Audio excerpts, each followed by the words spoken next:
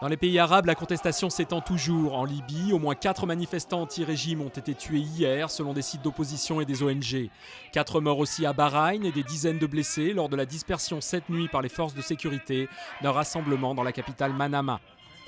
Le port de Marseille épinglé, la Cour des comptes décerne aujourd'hui une série de cartons rouges aux organismes qui ignorent ses recommandations. Les sages pointeraient notamment une situation de blocage social au sein du premier port français. En ligne de mire, le temps de travail des salariés. Certains n'effectueraient que 12 heures hebdomadaires et toucheraient de 3 500 à 4 500 euros net. Le dispositif monte en puissance pour retrouver la joggeuse disparue en Haute-Garonne. Plus de 300 gendarmes passent au peigne fin un périmètre élargi et des plongeurs sondent tous les points d'eau.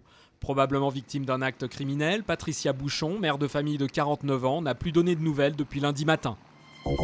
Nouveau lancement réussi pour Ariane. La fusée européenne a décollé du centre spatial guyanais de Kourou. À son bord, l'ATV Johannes Kepler, cargo automatique destiné à ravitailler la station spatiale internationale. Il s'agit du 200e lancement effectué par une fusée Ariane, plus de 30 ans après le premier vol.